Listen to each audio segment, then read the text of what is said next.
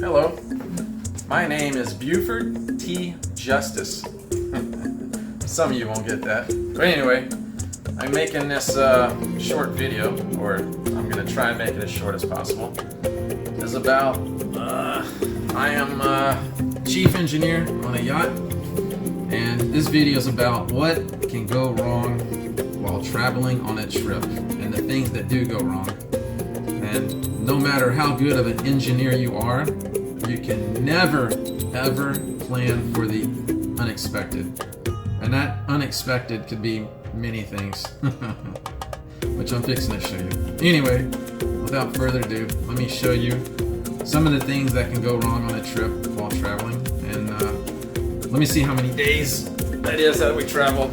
And New York City is where we're currently at right now. And yesterday we arrived at 9:14. Today is 9:15. We've been gone so far a total of 28 days. Now, start with my list. Number one is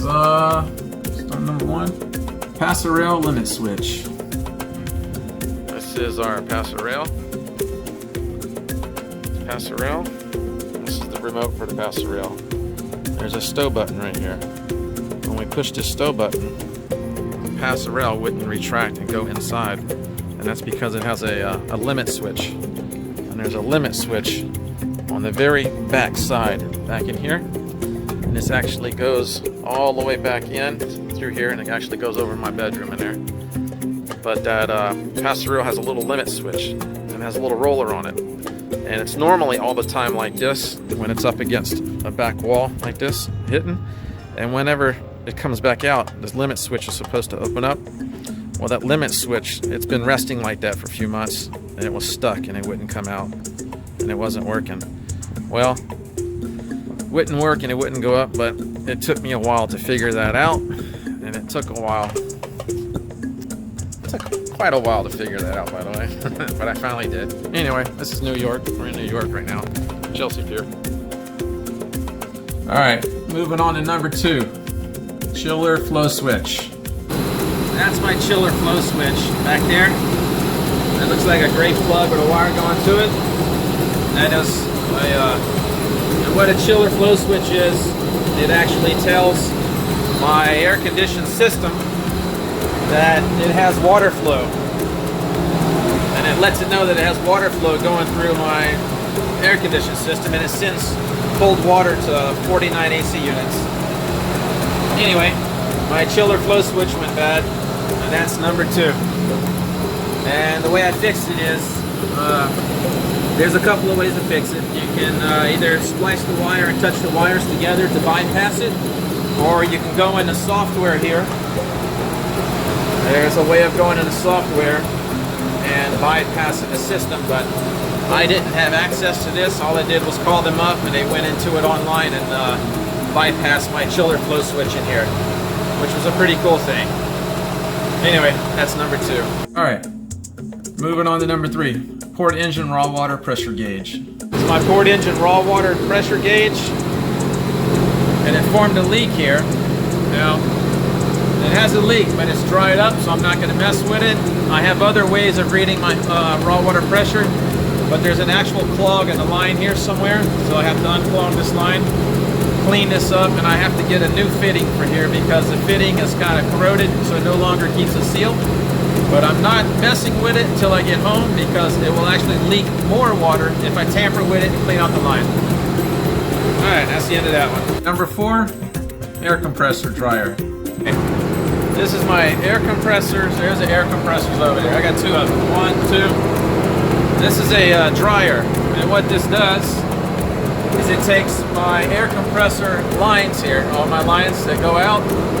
These are the lines coming from the air compressor. Condensation forms in these lines, and a lot of water forms. And what this dryer does, it actually takes all the moisture and all the water out of the lines. As simple as that. But what went wrong is down inside of here, it has a little valve, little float switch. So when water goes in there, the float switch goes up and it takes the air compressor power and flushes out the drain lines. And the drain line is back here. And what happened is that the little float valve got stuck inside of there, and it was allowing air pressure to run all the time. which was causing my air compressors to run all the time. Anyway, I had to turn it off until I get home and order the parts to fix it. And that's the end of that one. All right, number 5, black water discharge pipe. All right, my black water discharge pipe is down here. Gotta crawl down here to look. And I found this leak down in the bilge. Now, you gotta remember, this is black water, so what you're looking at is, oops, dropped the phone. If you don't know what black water is, black water comes from a black hole. Let's leave it at that. Anyway, I gotta clean up that poop mess.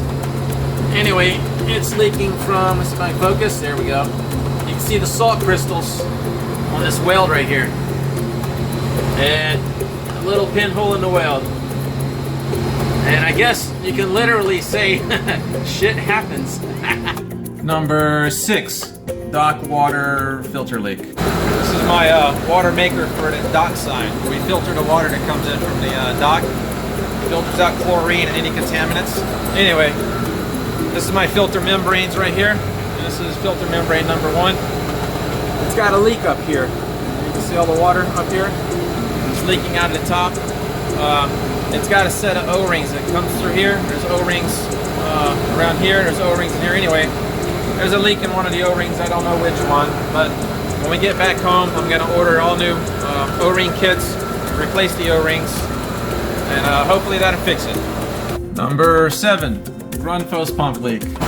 This is my Grundfos pump, and I installed this because sometimes when you're at the dock, there's not enough pressure at the dock to go through your system to let the high pressure pump work properly, because it will shut down if it doesn't have enough PSI. So we installed a vacuum pump that will actually suck water from the dock side to create enough pressure to go to the dock water filter system.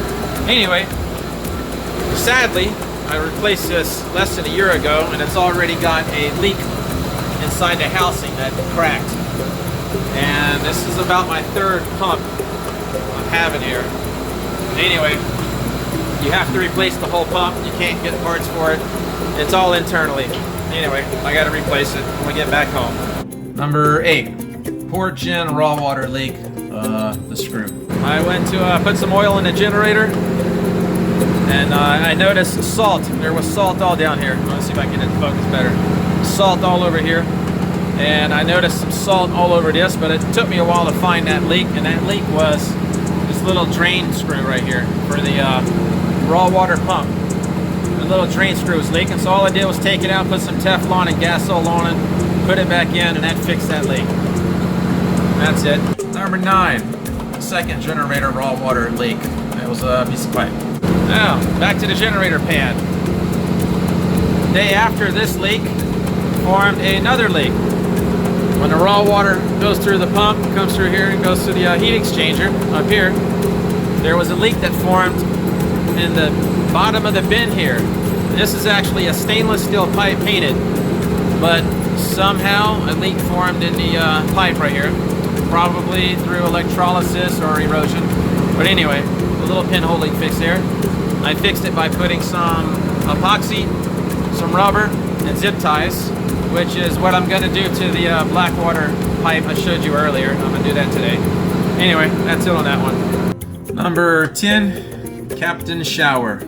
We had water dripping in the overhead right here. And there was water dripping all down through these panels and through these little seams and leaks. And it was all coming from the Captain Shower.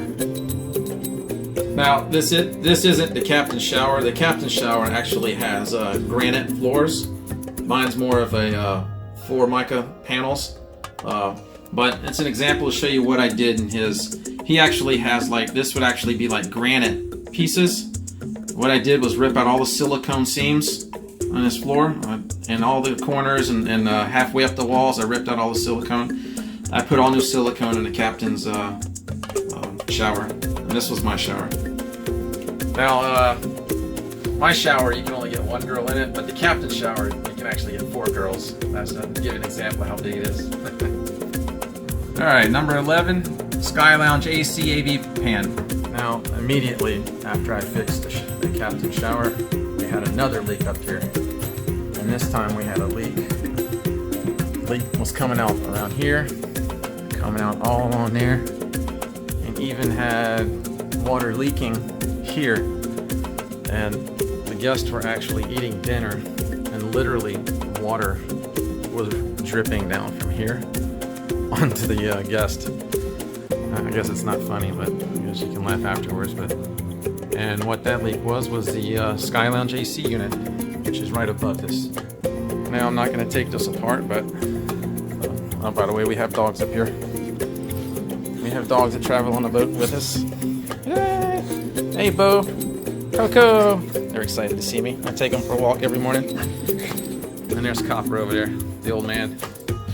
Anyway, we have an AC unit back here, and the pan. They have an AC pan, and the pan was filling up with water and overflowing down into the Sky Lounge. And I fixed that by putting a water alarm, so that will never happen again. The water alarm will let me know that there's water in the pan, and that's an easy fix. And I blew out the drain line for the pan, so the drain line for the AC pan was clogged, and I fixed it.